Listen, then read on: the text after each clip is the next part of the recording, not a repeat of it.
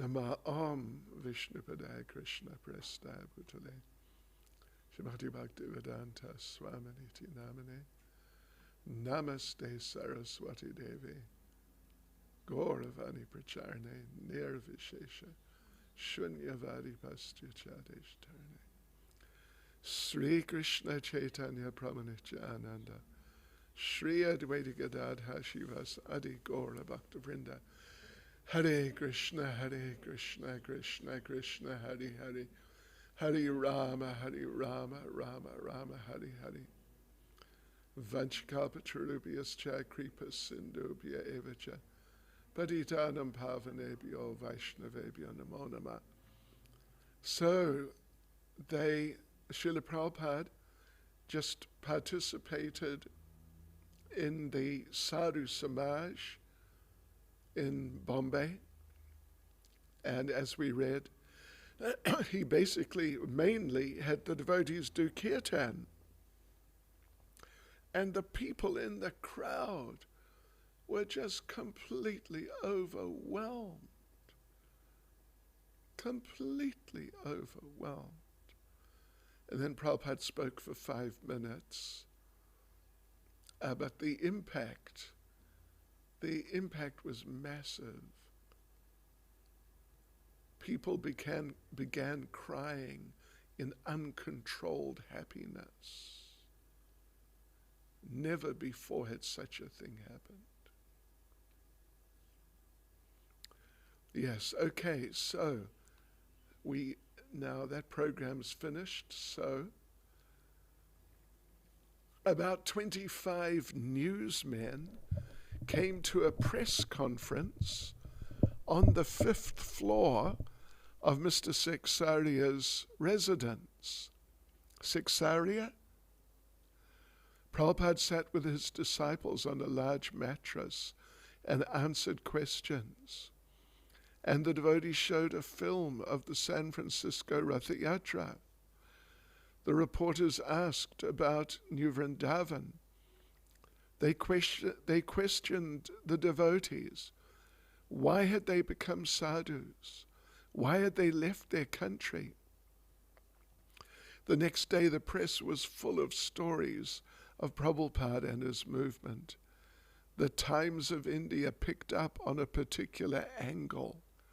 U.S. millionaire's son seeks solace in Krishna society.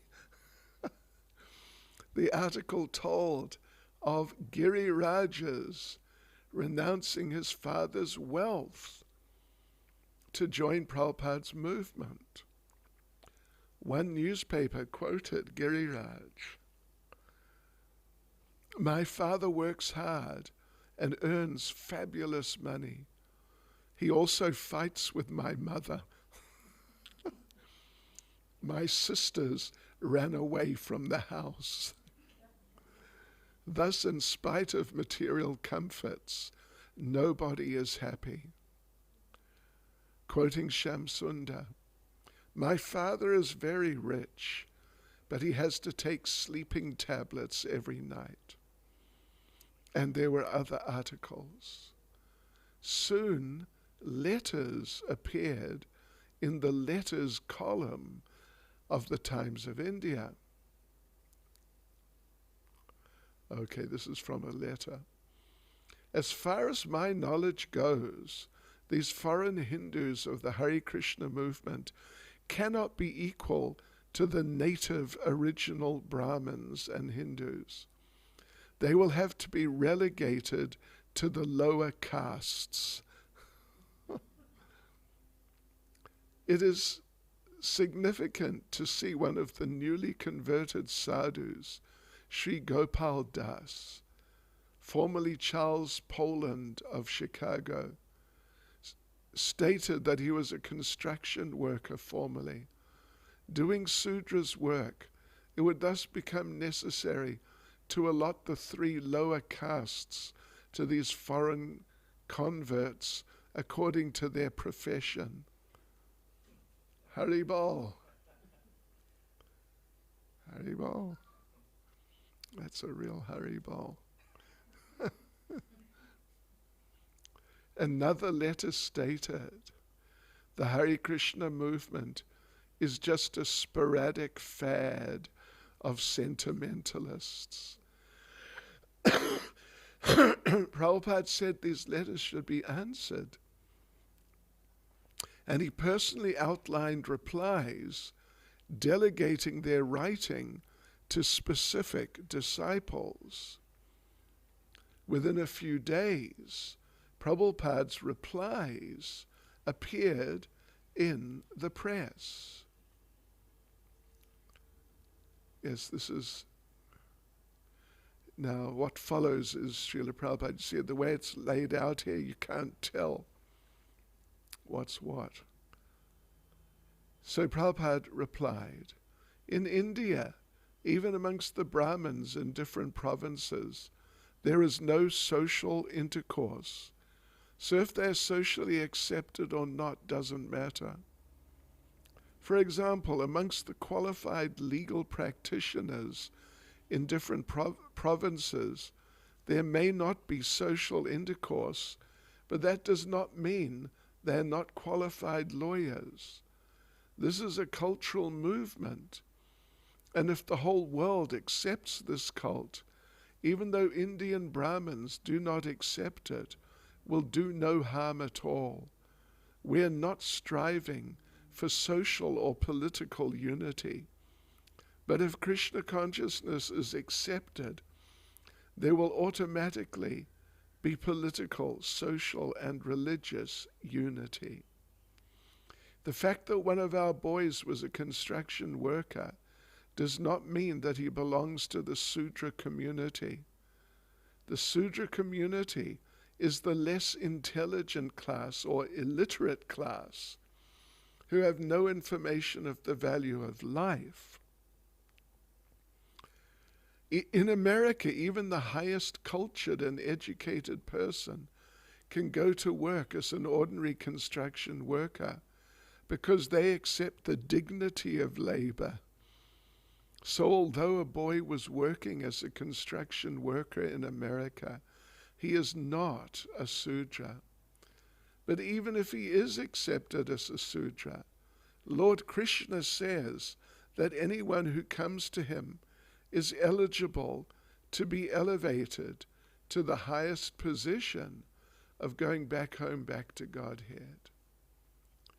In a letter signed by Giriraj, Prabhupada refuted the charge that his movement was a sporadic fad, quote unquote, sporadic fad of sentimentalists. And this is Prabhupada. How can our movement be sporadic when this science was taught in the Gita 5,000 years ago and instructed to the sun god millions of years before that? How can it be called sporadic when our activity is Sanatan Dharma, the eternal occupation of the living entity?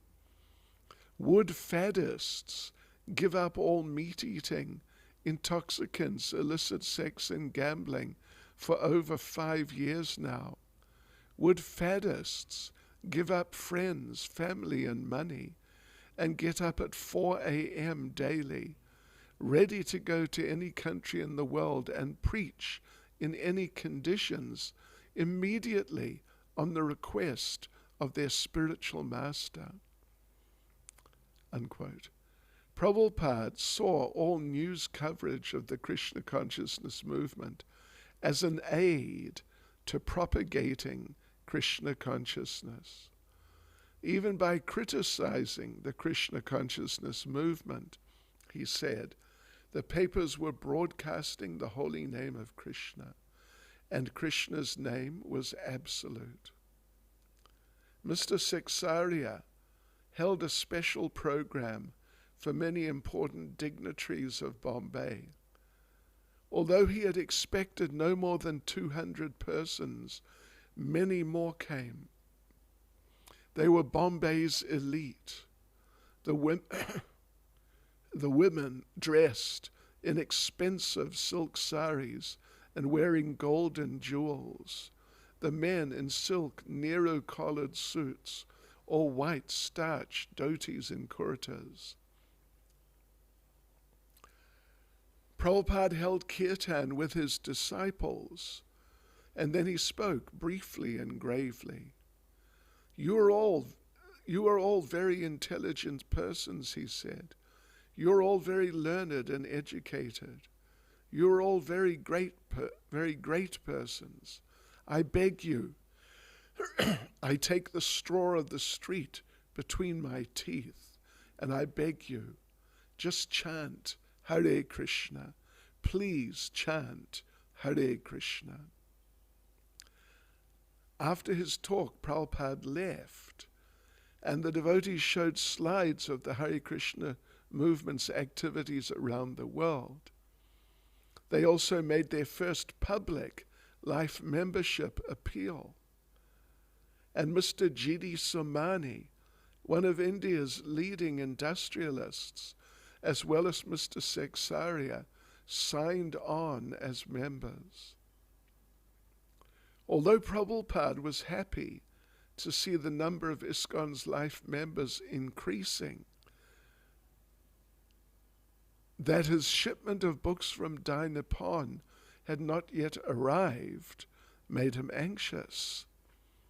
The devotees were promising life members books, but where were these books? Every day the problem became more and more pronounced. Prabhupada learned of a Calcutta port strike.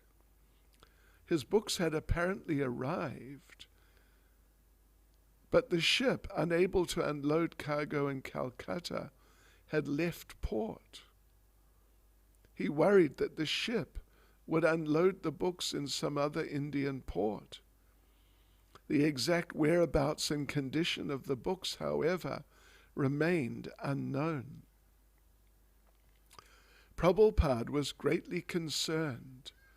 He decided to send a competent disciple, Tamal Krishna, to Calcutta to try and retrieve the books. Meanwhile, he would continue preaching, depending on Krishna. Amritsar, October 21st, 1970. Accompanied by a group of disciples, 7 men and 2 women, Prabhupada began the 2-day train ride from Bombay to Amritsar. Years ago, Prabhupada had traveled as a preacher in India alone, riding the trains to Jhansi, Delhi, Kanpur, Calcutta and Bombay to publish Back to Godhead and solicit support. After only 5 years in the West, he now had the great advantage of sincere disciples, and now the Indians were taking notice.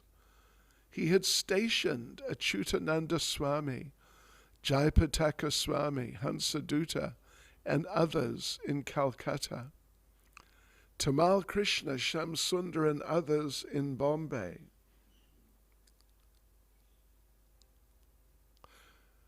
His disciples would make life members and try to establish permanent ISKCON centers in 2 of India's major cities.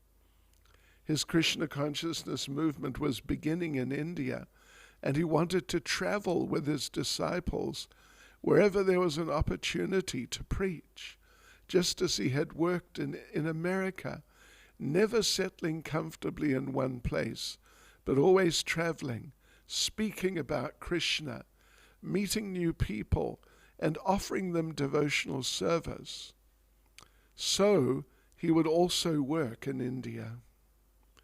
The train arrived at Kurukshetra station. Near here, said Prabhupada, Lord Krishna spoke Bhagavad Gita 5,000 years ago. They say it does not exist, a mythological place. It is a symbol of the field of the body and the senses. Does that sound good? They say. It is an allegorical place. Sounds good? they say. But here we are at the station. As he spoke, the sun was setting, and a bright orange sky shone over the flat land. Excuse me. How can they say Kurukshetra is not a real place, he continued. Here it is before us, and it has been a historical place for a long, long time. When the train arrived at Amritsar station, members of the Vedanta Sammelan committee received Prabhupada and escorted him and his disciples to a park on the outskirts of the city. They showed him the large pandal the Kirtan ashram had erected for the Vedanta Sammelan, and assigned him and his disciples their quarters, 3 small rooms. Prabhupada took one room, the 2 women the second room, and 4 of the men crowded into the third, leaving 3 men to sleep outdoors on cots. The first night in the northern climate was cold. Available bedding was meager, and none of the devotees had brought warm clothing. At 4 the next morning, the devotees congregated in Srila Prabhupada's room for Mangal Arati and Kirtan before the deities of Radha and Krishna, the same deities who had been traveling with Prabhupada for the past 1.5 years. Despite the austere conditions, the devotees felt fortunate to have such intimate contact with Prabhupada and Radha Krishna. Prabhupada played mridanga, leading the chanting of prayers to the spiritual master. Afterward, he had the pujari distribute to each devotee a bit of the fruit and sweetmeats that had just been offered to the deities. It was still before sunrise and the room was chilly. As the devotees sat huddled beneath a naked bulb, Prabhupada had them read aloud from Srimad Bhagavatam. That same morning, Prabhupada attended the Vedanta Sammelan. There were thousands of people in the audience, and since most of them did not understand English, Prabhupada spoke in Hindi. His presentation pleased everyone, and the committee members honored him by making him president of the Vedanta Sammelan. Although the program was scheduled only for several hours in the morning and evening, Prabhupada did not limit his preaching to these times. He preached every hour of the day. While he sat in his room, a constant stream of guests came to join him.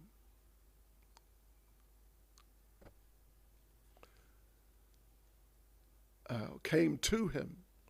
Hundreds of pious Hindus seeking his blessings.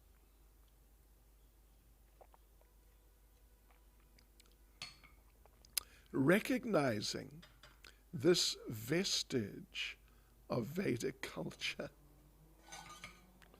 vestige is really just very small, he pointed it out to his disciples. Just see, he said, how they treat a saintly person.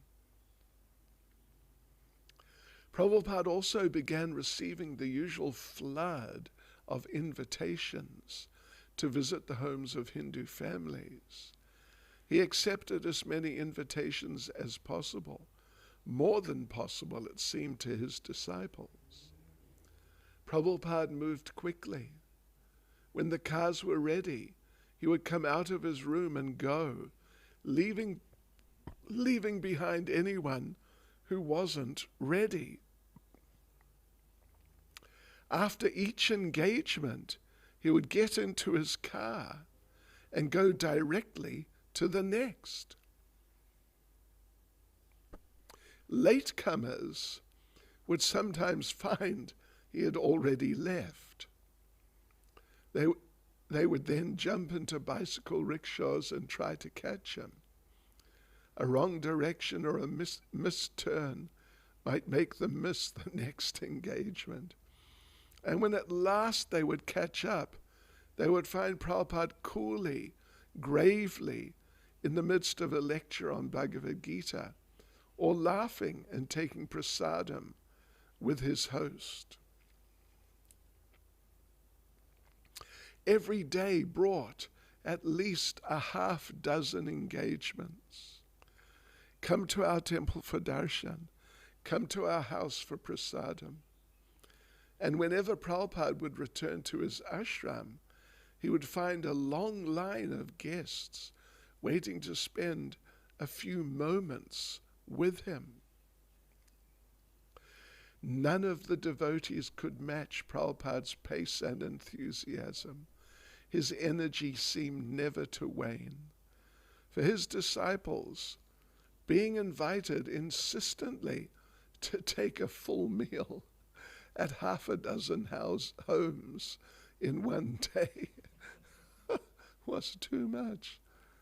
I remember in Port Elizabeth with Indradyumna Maharaj and Shamlal Prabhu, we had to take prasadam in 3 houses in a row. And each house we chant Sarira Avijajal first. And the 3rd house we chanted Sarira Avijajal, but we couldn't finish it because we were just laughing just so much. Oh. Okay. They tended to overeat, and some of them got sick. But Prabhupada knew how to handle the situation expertly. He would fully satisfy each host, speak about Krishna consciousness, hold Kirtan, take a little prasadam, and move on. One evening, in response to an invitation, Prabhupada visited the home of Baladev Indra Singh, a descendant of one of ancient Punjab's ruling families. Although nearly 60, Mr. Singh was still a robust Punjabi Kshatriya, handsome, tall, and sporting a big black moustache. He showed Prabhupada and his disciples through his elegant home, with its large portraits of ancestors, uniformed Kshatriyas with their helmets and swords. In the trophy room, which had many animal skins and stuffed heads mounted on the wall, Mr. Singh brought Prabhupada and his disciples before his prize trophy, a large tiger's head. Prabhupada approached closely. "You have killed this?" he asked.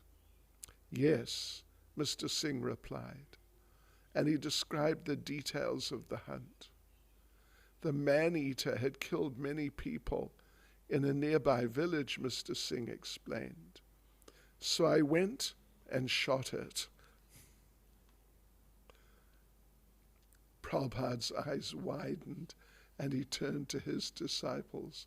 "Oh, very nice." Later, Prabhupada sat in a chair and Mr. Singh sat before him on the floor. He said something was troubling him. An astrologer had told him that in a previous lifetime, thousands of years ago, he had fought in the battle of Kurukshetra but on the side against Krishna. That's not possible, Prabhupada said. Everyone present at the Battle of Kurukshetra was liberated. If you'd actually been at the Battle of Kurukshetra, you would not still be within this material world. That's a great answer. Mr. Singh wasn't certain whether to feel relieved or disappointed. But Prabhupada assured him, that's all right, don't worry. Now you are a devotee of Krishna.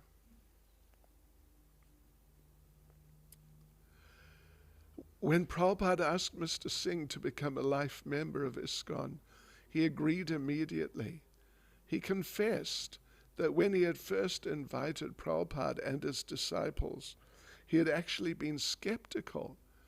But after meeting with Prabhupada for a few minutes, he said, all his doubts and suspicions had vanished.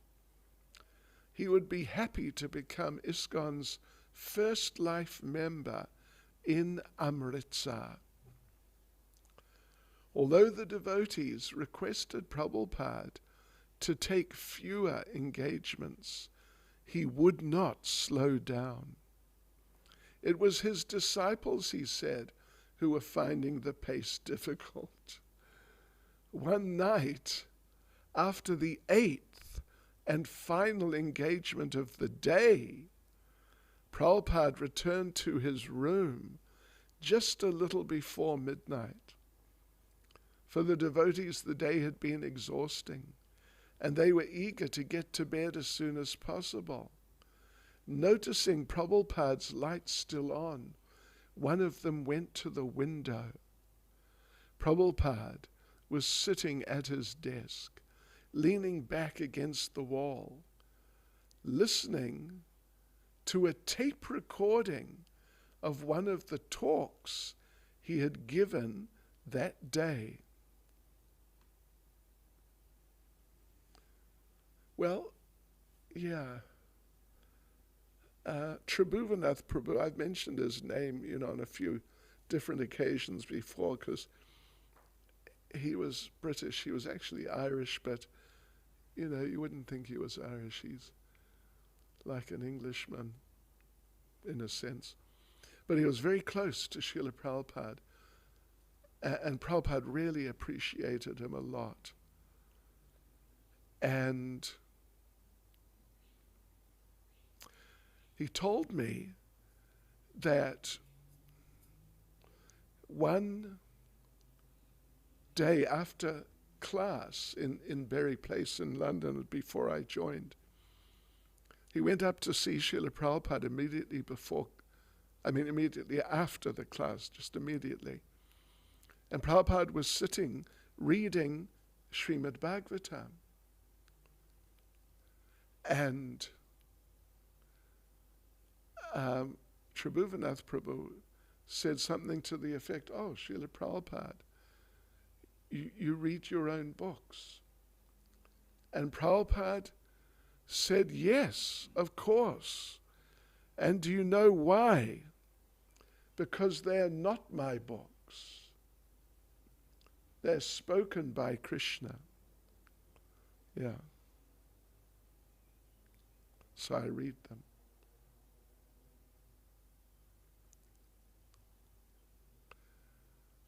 Okay.